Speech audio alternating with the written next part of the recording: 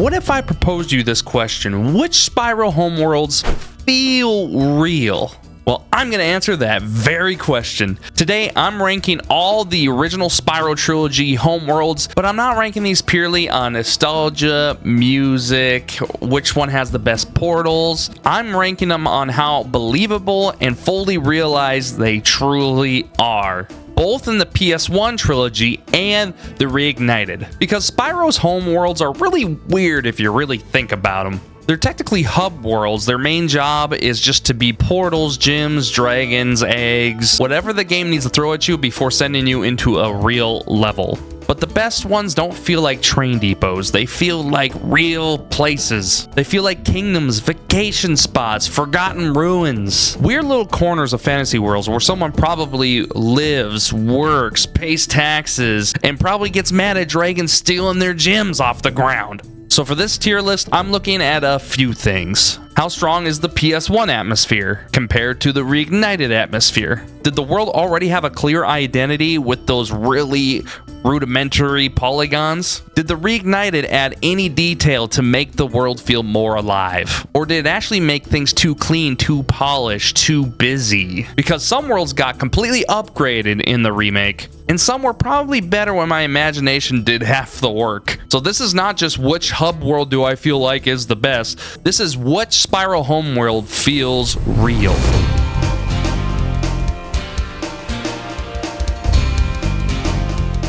All right, so we have Artisan. All right, Artisan Homeworld. So this picture doesn't do it really justice, but here's the OG. Honestly, it's a pretty solid world to introduce you to Spyro, I think. Like the hedge, everything has like a little place for it. You know, you got the hedge area for Dark Hollow. You have the cool little puzzle behind the fountain.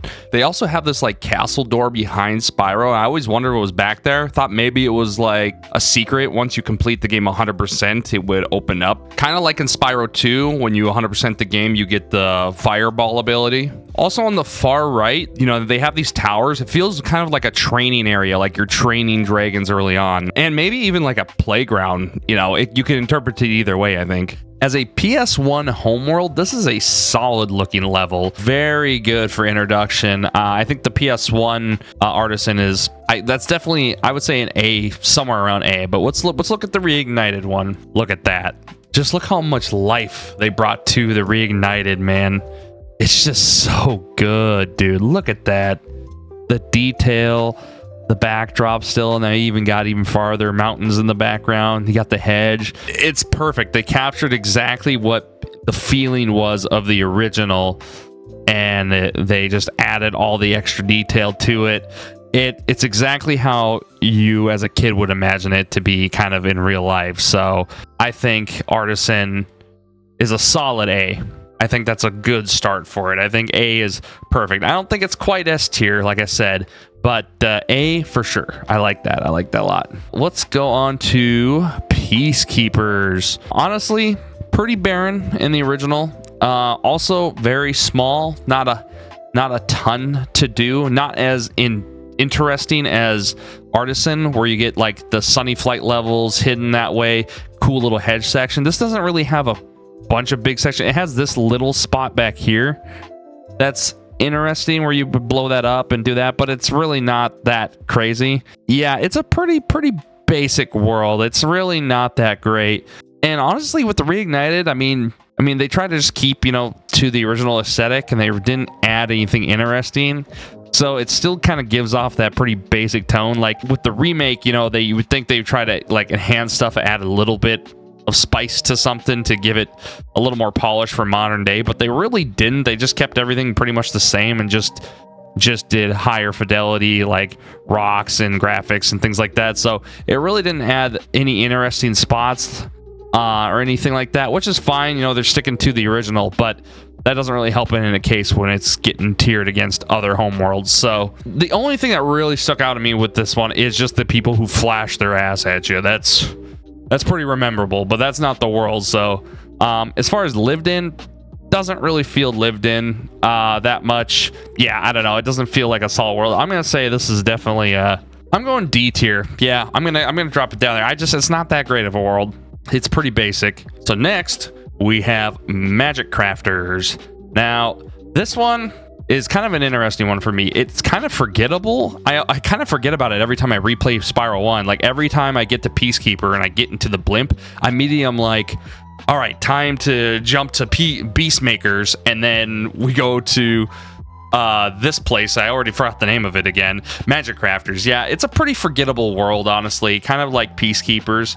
I get Magic Crafters and Dreamweavers mixed up a lot. They kind of just blend together, which is unfortunate, but it just kind of gets blended together. But that being said, let's look at some of the photos of it. So here's Magic Crafters 1. I mean, it's a cool looking level with the mountains and the spikes and the alpine. It definitely has a unique look to it for sure, and they do have its own little sections. Like, you have the inside area here, and then you go out and around this backside here. I mean, it's a lot bigger than the others, and you do have this really interesting like turbo ramp, a speed ramp here too, to kind of add some more variety to the world. So it's not too bad, but it is pretty basic as well. But at least there is some elevation. There's some interesting spots. So it does have some interesting elements to it and points of interest compared to something like Peacekeepers. Looking at the Reignited one, I mean, just look how great this looks. I mean, so interesting. A lot more, like, all this extra detail they add to it just gives you a lot better idea where this world would be located geographically. Toys for Bob giving the enemies attire that is similar to like the Mountain Alps style is a nice touch too. They kind of went in all on that, and the aesthetics with the buildings and stuff. So definitely a lot more interesting of a world. Definitely, like, I could see this as like a path climbing up the mountain, as like this a checkpoint going up there type of thing. So it definitely feels a lot more lived in than the others. I do think the Reignited definitely adds more to it, because this feels like an actual mountain pass village you're climbing up to. This doesn't really have any of that aesthetic. Granted, it's PS1, so they, they're limited in that regard. So I like the direction that they went with the Reignited. I would put in C. I think the Reignited one pushes it to a B. So I'm gonna say B for the Magic Crafters. So not too bad. Now next is Beastmakers. Now this is a freaking awesome world. I mean, even in the PS1 one, there's just such a great tone to it with the green little like sludge lava, got the giant tree, all the houses. Like, this is a solid world with the temples and everything. It's kind of got like a Spanish like pyramid aesthetic to it, but in a swamp. Like, it's a solid world. It feels lived in. You got all the little houses and huts and things like that. This is a great world. Even on the PS1 standard, it adds a lot. And the Reignited, I mean, just look at that. Look at the awesome detail, man. They just added to it. I mean, look at the extra trees in the background. Just really, really write home that it is supposed to be a swamp, because like, you're looking at this, can't really tell it's supposed to be a swamp. Other than the tree kind of gives it away. It's supposed to be kind of maybe a swamp, but then you see like this green sludge and you're like, is it water? Is it like lava? Like, what is this, And then the Reignited, they're like, no, it's just murky green water, swampy water. It's like, oh, okay. This is really cool world, man. Solid world. I'd say, man, is it S tier? Ooh, man, holy, oh man, do I put it S tier? Man, that is a tough one. I'm gonna say S tier, man. That is a solid world. I really, for PS1 design, that's a solid world. I'm gonna say S tier. It feels lived in. Feels the most lived in so far. All right, Dreamweavers. All right, so here's the one I usually get confused with. So this one sticks out a lot though, compared to the others, because you got these floating little islands. But I will say this is a very small world. It definitely feels like an outpost castle ish. Feels lived in. Definitely could be lived in, because you got this big castle here. Like, people could be living in here in these areas. It definitely feels like a town, like an outpost. So in that regard, it does really, really well. Honestly, the PS1 version did a really good job. I mean, you can see the aesthetic here. They get their point across with the design, even with the limitations of the PS1, which is pretty solid. And looking at the Reignited one, honestly, I feel like they could have did a little bit more. I feel like the castle aesthetic kind of disappears. What looks like here to here, it does have the peaks. It just doesn't look as fully bricked out as an outpost, because they have like shingles now on there. But It's just a design choice for sure. It's weird. This gives a different vibe than that, but yeah, it definitely feels lived in. Feels like this is like a hotel or outpost area. I don't think it's as good as Peacemakers. I think all the extra little huts and things like that makes it really feel like a village and people with like a small society. This doesn't feel like that. You know, like I said, it feels more like a military outpost section. That being said, the design is really cool. You can fly around, adds the gliding aspects. You got the cool little cannon. You can shrink people. It's got a lot of cool little fun areas with these lift platforms here that whoosh Spyro up. You got that on the backside too. Pretty solid world. I'd say that's an A tier. Is it above Artisan though? I'm gonna keep it as this for now. I'm gonna leave Artisan above Dreamweavers. Okay, and then that brings us to the last world of Spyro 1, which is it even a world? I mean, it's kind of is. It's Nasty's world. Okay, so aesthetically, so in the game, it's supposed to kind of be like the junkyard basically for the dragons, and they banish Nasty here, but they just never go here. It's kind of a weird thing. It's like, okay, they got like a garbage like landfill area, and they just trap them in here.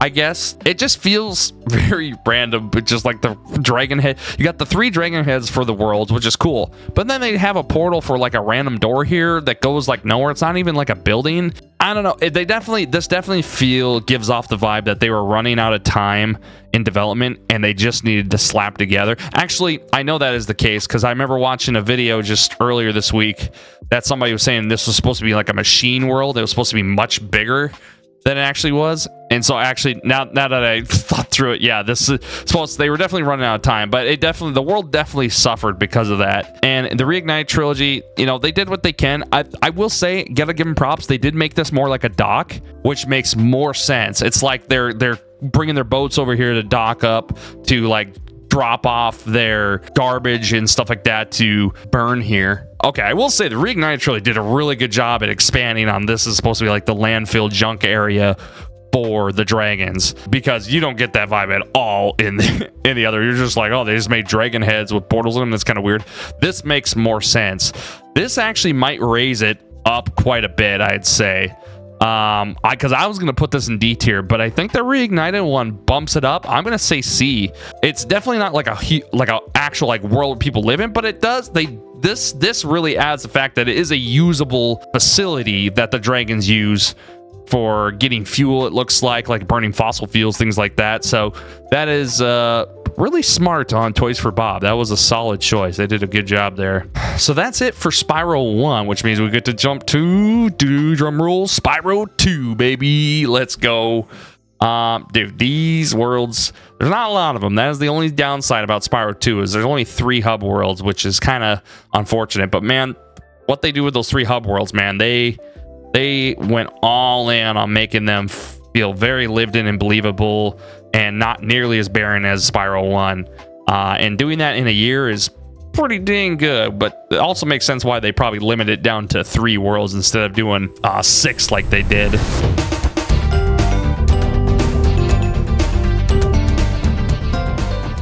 All right, moving on to Spyro 2, we have Summer Forest, and this one looks pretty darn good on the PS1. The fact that they got the leaves falling for the extra detail right there in Summer Forest, compared to like the entrance of the Reignited Trilogy, like I understand what they were going for in the first one. I didn't have to use my imagination nearly as much.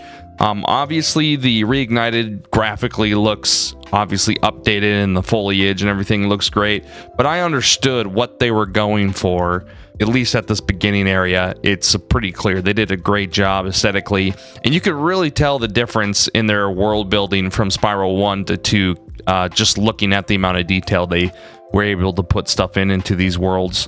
And then we jump into that big open area. This whole section here is grandiose and always looked really impressive on the PS1, especially with the water and the big buildings and the distance. It just all meshed pretty well. And the Reignited Trilogy, I mean, they had a lot to go off of right away. So then we got the inside, And the inside, you know, you got the big tree, you got this section. Yeah, I mean, you could obviously tell what was going on. You could easily tell that that is a funky looking tree. It's got his bushes. It even had the leaves falling in here too. And, you know, Reignited, they just made, you know, more polygons, made it look a little bit more like a tree, more interesting branching paths. But yeah, I mean, you got the gist of it in the OG. I wouldn't say it comes off as a livable environment, like people actually live there. It definitely feels more like a state park is the best way I could put it. I'm gonna say that's like a B or like a low A. I think my bias nostalgia is coming into A. I'm gonna leave it at B. I think B is a solid place for that. Autumn Plains. Now, this one's considered to be the best homeworld in pretty much all of the Spyro trilogy, and I gotta say it is a pretty awesome hub world.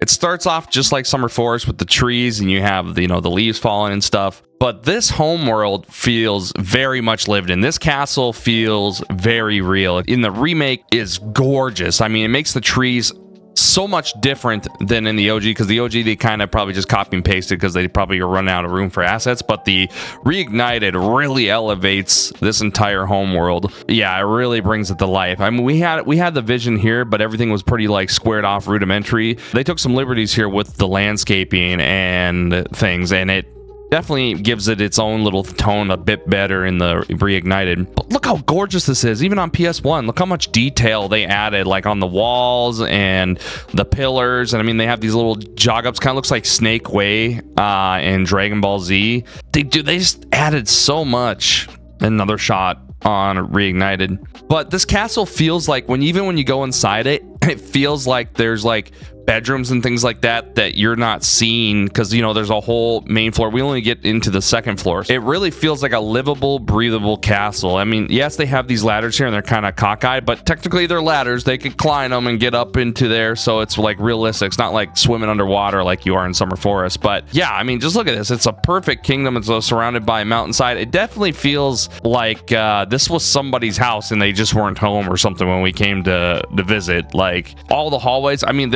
it feels like there's just so much room for bedrooms and for places and things like that. I think they just did a really good job at making it feel like a real castle and not just like a giant hallway, essentially. All the little secrets too add a lot, just make it feel even more grandiose. So I'm gonna say I'm putting that in S tier. I think Autumn Plains is an S tier for sure. All right, and then to close out Spyro 2, we have Winter Tundra. Now, this one definitely feels like the weakest of the three in Spyro 2.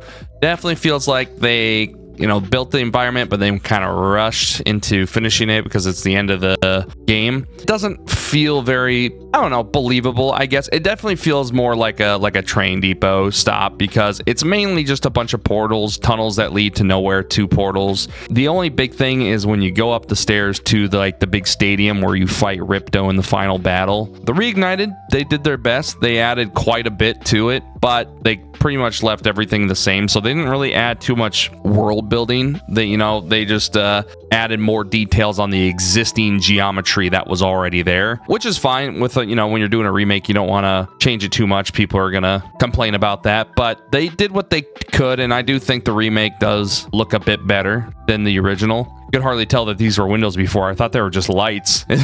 They show their windows in here, so that's one thing. So yeah, it wasn't super clear what everything was in this world, where in the Reignited they definitely made it obvious what everything was. I mean, just look how gorgeous this world looks in Reignited, man. It just that extra cinematic lighting really goes a long way. That being said, like I said, it doesn't feel very livable, breathable. It definitely just feels like a train depot. It's just a bunch of portals, a bridge that leads to nowhere into caves and stuff. It doesn't really feel very livable. I guess the only thing you could say is, if this is like a stadium, if they do like live events and stuff, this could just be a place they come to visit for big events like that, Coliseum style fights and things. But I don't know, that's just me trying to fill in the gaps that aren't really placed really much in here. And then the inside, like I said, portal. It feels like a train depot. And then here's the inside the cave where it leads to nowhere, to a portal, and then the grandiose entrance into the final stadium area. So honestly, this one kind of yeah, unfortunately, kind of doesn't feel very good for the fantasy world of Spyro, like something they would actually use. Definitely just feels like very gamified. They just made a place just to drop a bunch of portals into. So unfortunately, this one isn't super great. I would say it goes probably C tier. I don't think it's D tier, and the only reason I say that is because there is quite a bit of detail. There is windows, so you could say maybe they live in the walls and it's like a guard place, but that's kind of a stretch. Peacekeepers, that's just a very barren wasteland, not very believable in that kind of world. So I would say C. I wouldn't go higher than a C though. It kind of lines up perfectly with Nasty's world because it also was rushed, and so they had to cut corners. So I think it makes sense that both of them would end up being in C. That really evens things out pretty nicely. So we're gonna hop into Spyro 3 next. We will see how that goes.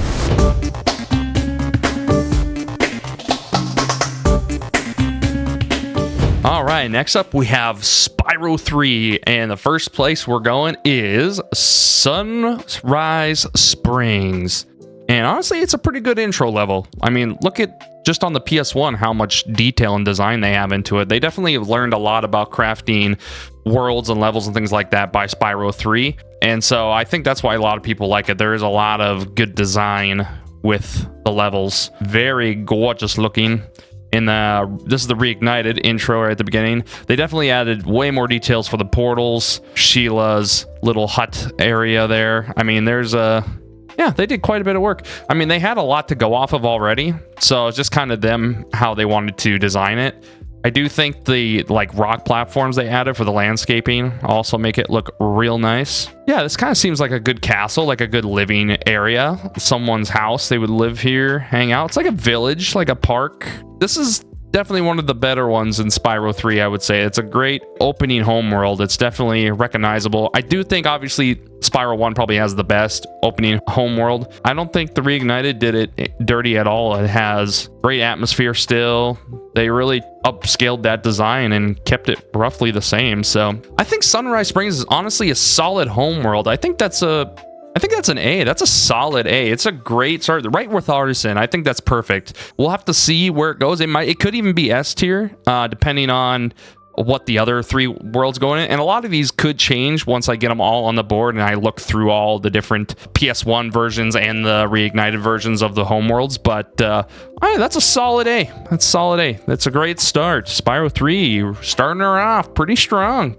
All right, we have Midday Gardens next. So let's check out this bad boy here. Honestly, there's a lot of aesthetic to this one. You got the penis building over here, and then these kind of looks like a sandcastle, like someone was building a sandcastle of some sort. I'm not really sure what they were going for here. I can't really tell if it's like I don't know if it's supposed to be like a mausoleum or like it's not. It has like castle walls, but it's not like that leads into Sergeant Bird's level where you unlock them and stuff. And even in the Reignited, it doesn't really clarify anything. They just kind of copy the structure and kind of let her rip. So it's really hard to tell what they were kind of going for, to be honest. And then obviously they did. I do like what Reignited did. Can't really see it in these pictures, but they went ahead and made this like level here, this speedway, into like a really cool farmhouse. It adds a little more theme to this little hub world, so I thought that was kind of neat. Reignited definitely adds a little more detail. I like the kind of the wood log. I kind of like the wood log bridge there. I think that's a cool little idea, and they added some art and things like that, but you still can't really tell what they were going for here. Whereas the other ones you could kind of see like it was a castle, like maybe somewhere they live. This one, not so much. This is kind of like a Winter Tundra, except Winter Tundra had a little better theme because it actually was a giant coliseum. So this one's not too great. I will say the spooky swamp section, that is really cool with the bridge and everything. That is probably the coolest part of this whole little hub world. I'm gonna say this one's pretty lackluster. I'm gonna say that might.